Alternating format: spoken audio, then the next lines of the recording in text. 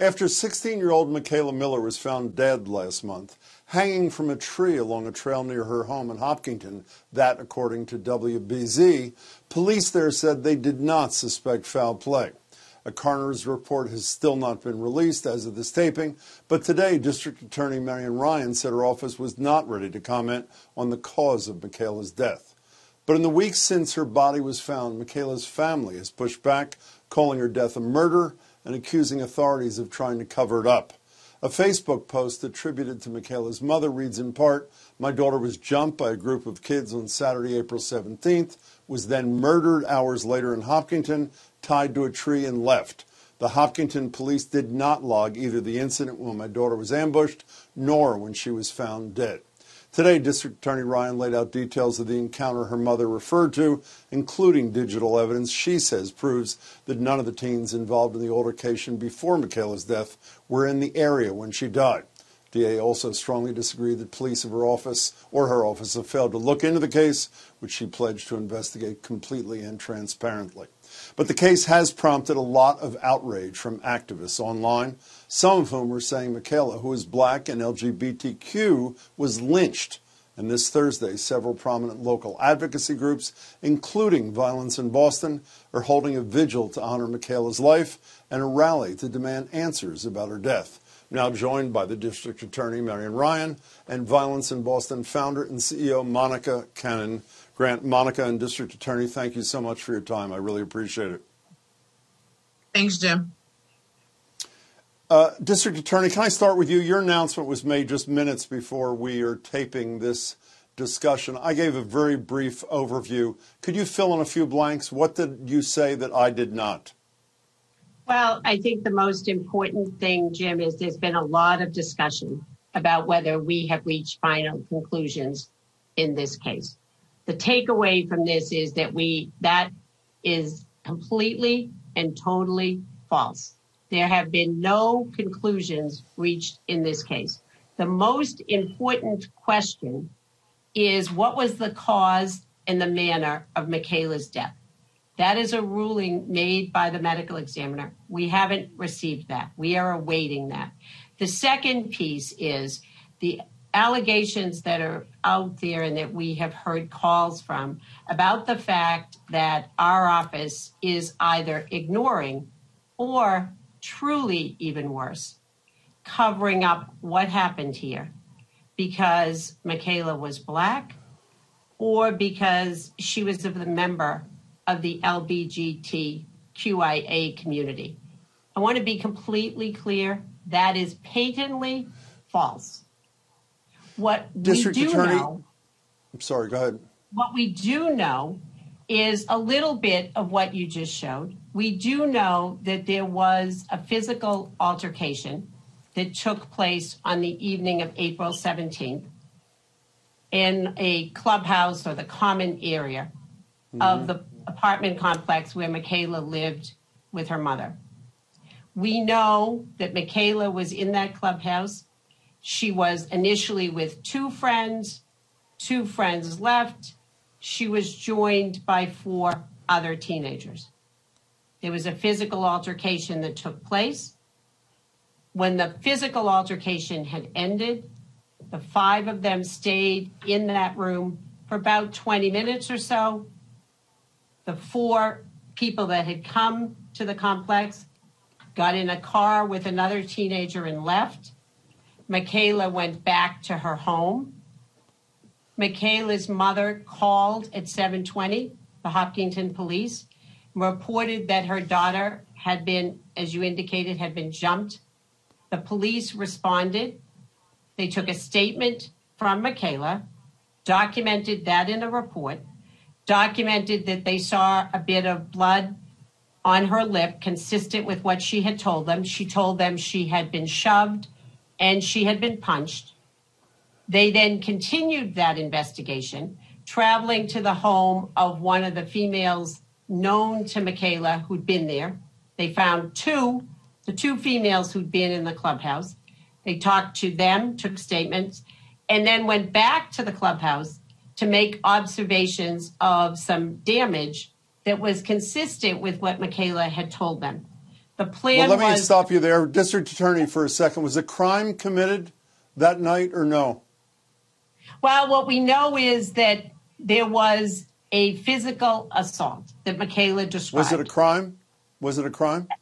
Assuming that we were in a position where we could still be talking to Mikayla about what had happened, yes, I would expect that would have been the case. Well, I don't understand what that means. Meaning, if based on what you know, are these other people going to be charged with assault, battery, some crime based on what happened in that clubhouse? As you know, Jim, obviously we always have to assess what is the evidence that we have with respect to, clearly Mikayla reported to the police that she had been punched and shoved. Tragically, Mikayla has passed away. I understand, but just one more time, quickly, if I can. And Monica, I'll get you in a minute. Based on what you know, I know Mikayla's not here, was a crime committed on that scene? Yes, based on what we know, yes. Number two, if I may, District Attorney, quickly, what was the race of those who assaulted Mikayla? My understanding is that those individuals, some were white and some were Latinx. Monica, you have asserted in postings that Mikayla was murdered. That was your word. What's that based upon, Monica? Well, Jim, let's first start with the narrative that DA Ryan just created. I think it's important to note that Mikayla left this life April 17th. For 12 days, the family did not hear from DA Ryan. And in regards to the information that she just gave you, we got that information a couple of hours ago prior to this interview. Up until that point, they have not heard from DA Ryan, which is part of the reason for the frustration is the lack of communication. District Attorney, Monica didn't interrupt you. I'm sorry. Hold it a second. Excuse me, District Attorney. Monica didn't interrupt you. Let her finish, and as soon as she's done, you are absolutely free to respond. Monica, continue, if you will, please. Thank you.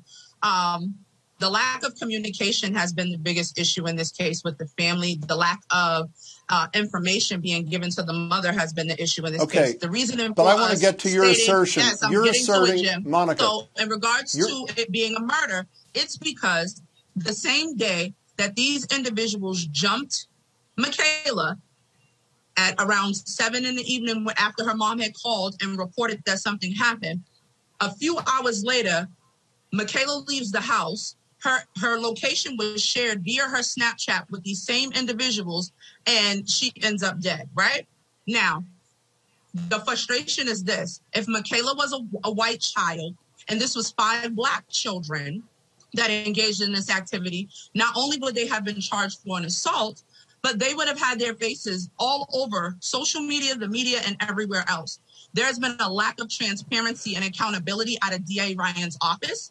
The sergeant who was on this case out of her office, Sergeant Sean O'Brien, has been using bullying tactics with the neighbors. He even made a statement to this mother. Monica, there's so many allegations. I'll get back to you in a second. If I can go down this list backwards, District Attorney, if I may, have you ruled out murder as a possible cause of death with Mikayla? We have not reached a final conclusion here. And I apologize, Monica, for interrupting you. I'm sorry. I apologize for that. I want to return to, I'm sorry. How about the issue of communication with the family? That's what I want to speak to. Beginning, I believe it was on that Sunday or perhaps Monday, victim witness advocates from my office have been in touch with Mikayla's mom. I've had conversation with Mikayla's mom. Mikayla's mom has a representative that we have been talking to on a constant, almost daily basis.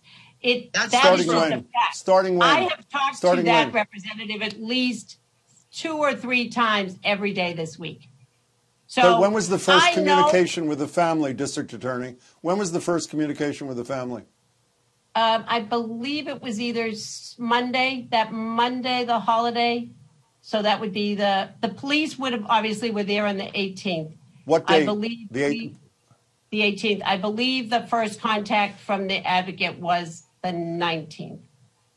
District Attorney, it seems to me as a non-professional here, meaning me, that it's taken a hell of a long time to get the medical examiner's report here. Why so long, if I'm right? Jim, you know that in every case, we wait for the results of the medical examiner. What they're doing, their testing, the lab results, all of what they are doing. There is absolutely nothing unusual about the fact that we are 2.5 weeks out and we don't have that yet. I understand. If this were my child, I would go to the ends of the earth for the answer. And I would have wanted the answer at the moment the police came to my door. So you made a statement that these young people committed a crime. Why haven't they been charged? Why haven't they been brought to justice? Because in every case, the fact that something has happened, we have to make an evaluation as to, do we have evidence to go forward? But you just said a crime was committed when they assaulted her. They jumped her, and you know that. You interviewed 2 out of the 5 people that you described, and she was jumped. What happened to the other 4 individuals that got in that car? Have they been interviewed? Who are they? All of those people have been interviewed on several occasions. And still no charges. But District Attorney, if I may, Monica, I want to get back to the question Monica and I have both asked. If you acknowledge that a crime has been committed, putting aside temporarily the cause of death and whether a crime was committed that led to the death, was she murdered? Was there some behavior that led to her death other than an act by herself? Why haven't those kids been charged? You did say you believe a crime had been committed there. Why isn't that crime been attended to? Jim, as you know, when we charge somebody, we have to have evidence to go forward. We are continuing to investigate that. One type of evidence would be having a witness who can testify to what happened. We could potentially have some kind of video surveillance or something that shows what happens. Unfortunately, the fact that we have a statement from Mikayla as to what happened is not sufficient evidence to go forward. So a victim's statement saying I was beat and you believing that there's a crime is not enough to file charges against individuals that you acknowledge committed a crime? Everything about this case has been a lack of transparency and insinuates that something is being hidden or covered up. And for those reasons, we're demanding an independent investigation and it be taken out of DA Ryan's office, because we cannot trust in the fact that we're going to get all the answers necessary to what happened to Mikayla Miller. District Attorney, if I may, I want to follow up on something that Monica said a minute ago, and I'm going to read from a Facebook posting from Mikayla's mother. Sergeant Sean O'Brien of the Millbury State Troopers Barracks warned me not to go to the media or else my daughter's, quote, sexuality will be exposed. Well, I did, and they will not cover up her murder. Please attend, meaning the event tomorrow, and share this post. What's your response to what Monica and Mikayla's mother have said about Sergeant O'Brien? I have heard that and seen that, obviously. That is something that we are looking into as to what that conversation was. I want to go back, if I can, Jim, just for 1 second. Sure. Because to leave the idea that there's something that could go forward that isn't going forward is just wrong. Clearly, people can go to the police and give the police a police report. That doesn't change the need for there to be a physical witness who comes into court to testify. You acknowledge that blood was on Mikayla. 1 second, Monica, if you would. Monica, 1 second. I'll let you respond just in a second. Finish, District Attorney, if you would, please. One possibility would be if we could find somebody else who witnessed that. We can find video surveillance that would show that. We are continuing to investigate that. There are no conclusions here. We want what Mikayla deserves here and what her family deserves is a fulsome investigation that gets us to the right answer about what happened and tells us what ended her very promising life. That doesn't happen as quickly as people would like. I understand that. But District Attorney, if I may, District Attorney, both WBZ and the mother of Mikayla have asserted that upon finding her dead, she was tied to a tree. Is that true? What were those circumstances? We are continuing that piece of the investigation as to the cause, manner, and death, any injuries. That is something we await from the results of the medical examiner. We're not. But was she was respectfully, she was either tied to a tree or she wasn't tied to a tree. We're not commenting. commenting. I'm sorry. We're not commenting. So, Monica, you said you want an independent investigation. Short of that, what do you want to see the district attorney do, Monica? I want her to step down and let the FBI handle this case. I feel like her office has mishandled this case thus far. To acknowledge that blood was on Mikayla when the police interviewed her, a report was taken. She stated she was jumped. She gave names. They talked to the individuals. They looked at the camera. If I was jumped by 4 people, and a few of those people, which the DA did not mention, are males, it was males and females, and I had blood on me and made a report, there would be an arrest. There needs to be an arrest. She acknowledged the crime was committed. Still no one has been arrested. This is unprecedented. It does not happen. If the roles were reversed, these people would be arrested. The other thing is this, Jim. Mikayla was found tied to a tree, standing on her feet with a belt wrapped around her neck. Mikayla had on a black sweatsuit that does not require a belt. Everything about this case says that something is being hidden, and it does not feel good, Jim. And for those reasons, we want an independent investigation with the FBI, and we're going to do an independent autopsy. That violence in Boston will be covering. District Attorney, 2 final things. Is what Monica just asserted true about what Mikayla was dressed in and the belt around her neck? And we're not commenting at this point. We are not yet. You know, I made 2 pledges. And this is what Mikayla deserves and what people are entitled to. The first is that we do a thorough and unbiased investigation. When we have finished that, you have my pledge. We will release every piece of information that we are able to release. We will put it on our website. Means not saying that there is. Monica, let her finish, please. Your statement contradicts what you are saying right now. District Attorney, continue, if you will, please.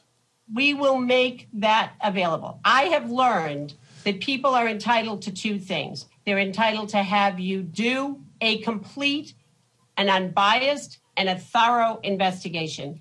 And they are entitled to see the fruit of that work, which is why we released some pieces today, so that the public has confidence in the investigation that takes place.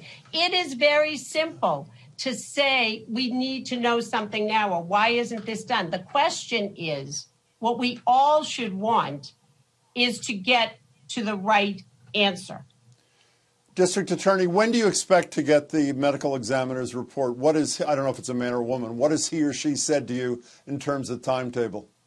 We have attempted to get a specific timeline, and we have not been able to do that.